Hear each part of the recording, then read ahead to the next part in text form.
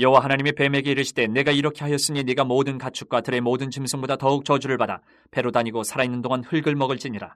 내가 너로 여자와 원수가 되게 하고 내 후손도 여자의 후손과 원수가 되게 하리니 여자의 후손은 내 머리를 상하게 할 것이요 너는 그의 발꿈치를 상하게 할 것이니라 하시고, 또 여자에게 이르시되 내가 네게 임신하는 고통을 크게 더하리니 내가 수고하고 자식을 낳을 것이며 너는 남편을 원하고 남편은 너를 다스릴 것이니라 하시고, 아담에게 이르시되 내가 내 아내의 말을 듣고 내가 네게 먹지 말라 한 나무의 열매를 먹었은즉 땅은 너로 말미암아 저주를 받고 너는 내 평생에 수고하여야 그 소산을 먹으리라. 땅이 내게 가시덤불과 엉겅퀴를 낼 것이라. 내가 먹을 것은 밭의 채소인즉 내가 흙으로 돌아갈 때까지 얼굴에 땀을 흘려야 먹을 것을 먹으리니 내가 그것에서 취함을 입었음이라. 너는 흙이니 흙으로 돌아갈 것이니라 하시니라. 아담이 그의 아내의 이름을 하와라 불렀으니 그는 모든 산자의 어머니가 됨이더라. 여호와 하나님이 아담과 그의 아내를 위하여 가죽옷을 지어 입히시니라. 여호와 하나님이 이르시되 보라, 이 사람이 선악을 나는 일에 우리 중 하나같이 되었으니 그가 그의 손을 들어 생명나무 열매도 따먹고 영생할까 하노라 하시고, 여호와 하나님이 에덴 동산에서 그를 내보내어 그의 근원이 된 땅을 갈게 하시니라. 이같이 하나님이 그 사람을 쫓아내시고 에덴 동산 동쪽에 그룹들과 두루 도는 불칼을 두어 생명나무의 길을 지키게 하시니라. 이 땅에서 죄를 지으면서 살아가는데도 버젓이 잘 사는 사람들을 보면 여러분 어떤 생각이 드십니까? 부럽습니까? 아니면 불쌍한 생각이 듭니까? 아니면 그들하고 똑같이 죄 짓는 것을 그냥 무덤덤하게 가볍게 생각하면서 그냥 넘어가고 나도 그렇게 한번 살아보면 어떨까 하는 생각이 드십니까? 오늘 이 본문 말씀을 통해서 우리가 분명한 하나님의 심판이, 죄에 대한 심판이 있다라는 것을 확실하게 우리가 각인하고 기억하기를 바랍니다. 먼저 14절부터 15절을 보면 이 사탄의 멸망에 관한 하나님의 선포가 나와요. 우리는 죄를 범하면 내가 왜 그런 유혹에 넘어갔는지 막 자책할 때도 있습니다. 사탄이 그래요. 우리 마음을 그렇게 유혹해서 조종해서 결국은 하나님을 대적하게 만드는 게 사탄인데, 이 사탄의 존재를 오늘 본문을 통해서 우리가 보면 하나님 앞에서는 정말 아무것도 아니지만 사탄은 우리 사람에게는 아주 위협적인 영적인 존재예요. 그래서 우리를 결국은 죄를 범하게 하고 유혹하고 멸망으로 인도하는 존재가 사탄이에요. 그런데 오늘 본문에서 마지막 쾅 도장을 찍은 게 뭐냐? 분명한 사실은 여자의 후손인 예수님이 사탄의 세력을 완전히 멸망시키셨다라고 오늘 못 받고 있는 거예요. 아담과 하와를 유혹해서 결국은 넘어지게 했지만, 죄가 들어오게 했지만 그 사탄의 결과는 여자의 후손에게 멸망당한다. 그래서 오늘 기록이 뭡니까? 뱀은 모든 가축과 짐승보다 더 저주를 받아서 배로 다니며 흙을 먹는 존재가 된다. 그의 후손이, 아담의 후손이 여자의 후손, 그 뱀의 후손이 여자의 후손으로부터 머리를 상하게 될 것이다. 명확하게 말씀을 하고 계세요. 여기서 머리가 상한다는 것은요, 죽음이에요. 죽음을 의미하는 거예요. 그런데도 불구하고 성도들 가운데도, 이 말씀을 듣고 있는 성도들 가운데도 이 사탄의 그 강력한 영적인 권세를 두려워하고 그것 때문에 사탄에게 막 붙들려서 그 영향력 아래서 어쩔 수 없이 막 공포 속에서 살아가는 그런 경우들이 있어요. 스스로는 어떤지 한번 우리가 고민해봐요. 나는 어떻지? 이런 말씀을 알고 있음에도 불구하고 사탄에게 그 두려움을 가지고 끌려다니고는 있지는 않는가?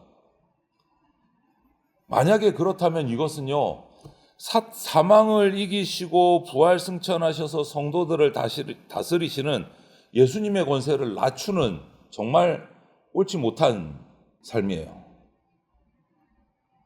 우리는 그리스도의 영이신 성령님을 의지하면서 사탄을 완전히 멸하시는 예수님을 바라보고 죄의 유혹을 물리치고 살아가야 되는 존재입니다.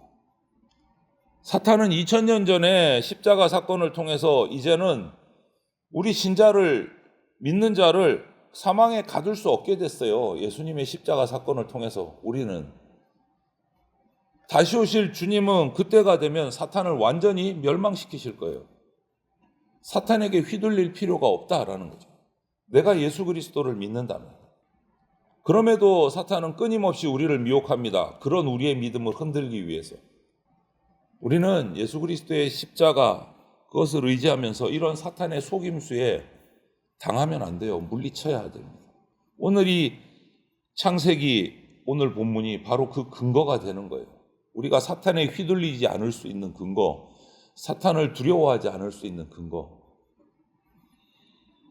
하지만 16절부터 19절을 보면 그것은 그것이고 지은 죄에 대한 심판은 하나님이 확실히 하십니다.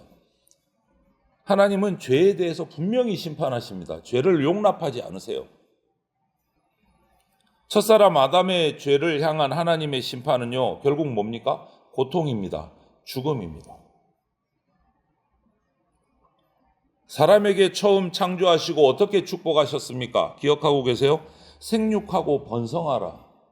땅에 충만하여 정복하고 다스리라. 이것이 우리 사람에게 주신 하나님의 축복이었어요. 그런데 죄를 범한 이후에 이 축복은 그냥 다 사라지는 거예요. 그 대신 뭐가 들어왔습니까? 고통이 들어왔어요. 죽음이 들어왔어요. 사랑하고 돕도록 창조하신 돕는 배필이었던, 그래서 아름다운 부부가 되었던 그 관계가 이제는 서로 지배하고 서로 다스리려는 고통의 관계로 바뀌어버렸어요. 그리고 하나님이 주신 풍성한 먹을거리들이 너무너무 많았는데 이제는 한평생 수고하고 땀을 흘려야 겨우 먹고 살 수 있게 됐어요. 완전히 180도 뒤집어진 거예요, 상황이. 무엇 때문에요? 죄 때문에. 이건 전부 죄의 결과예요. 죄의 결과. 하나님의 고통스러운 죄에 대한 심판이 시작된 거예요. 여러분, 우리가 지금 현재 살아가면서 겪는 고통의 근원이 뭐라고 생각하고 살아오셨습니까?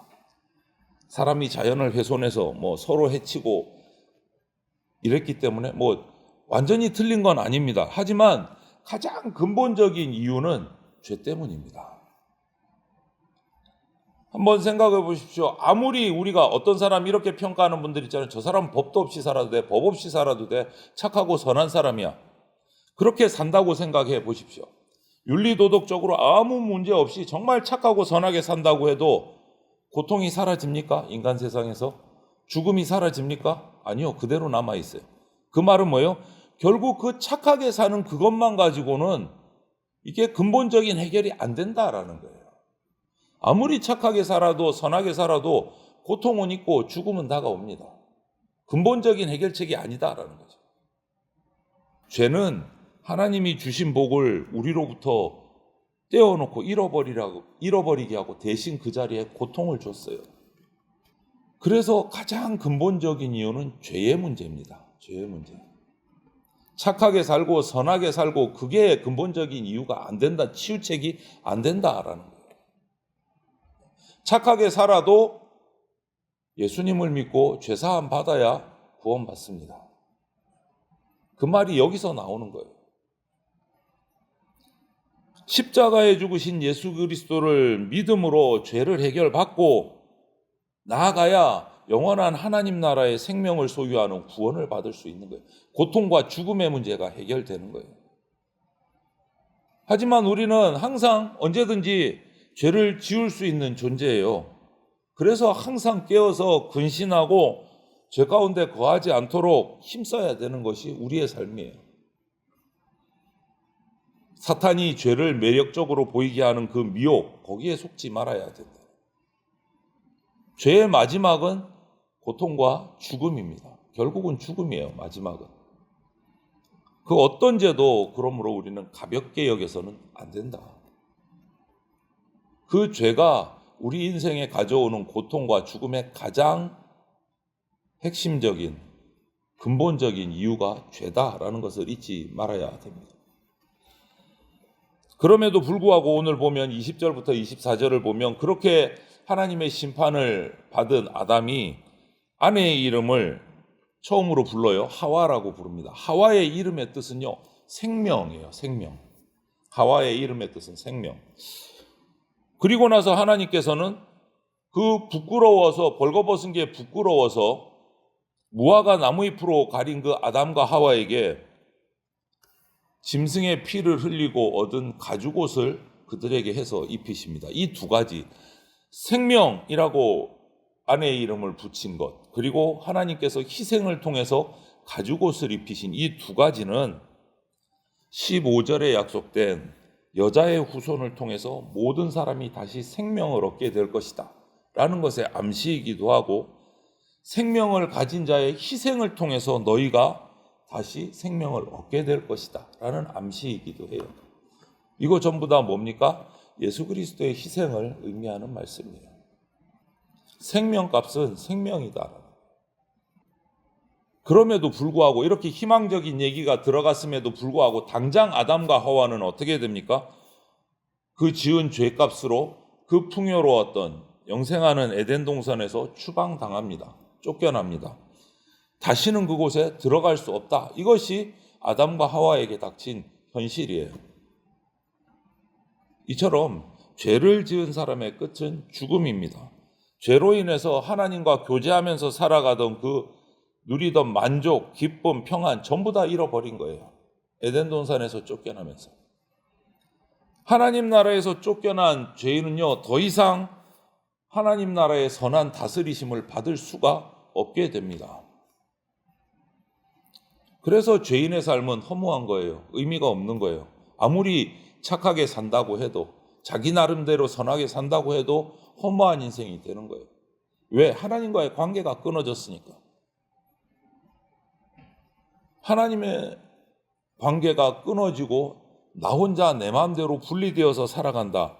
여기에 대해서 한번 생각해 보신 적 있습니까? 하나님과 관계가 끊어져서 혼자 인간 나름대로 살아가는 것이 좋은가?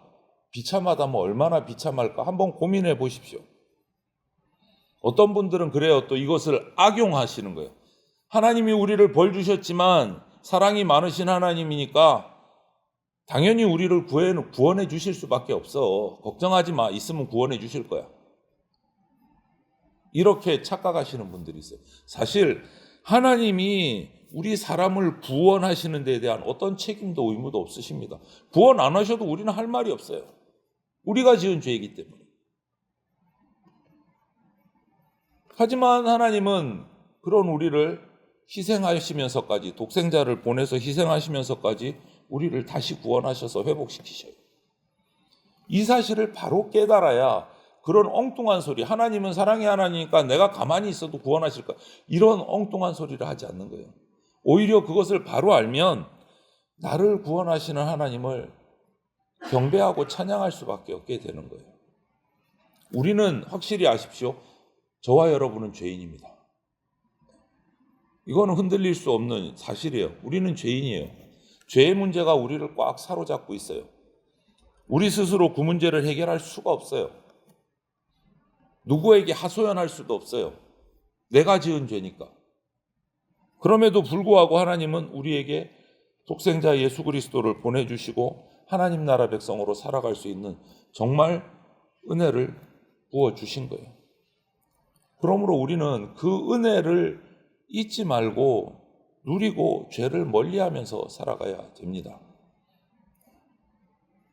이 은혜가 공짜라고 생각하지 마십시오. 하나님의 희생이 들어간 크나큰 사랑의 은혜입니다.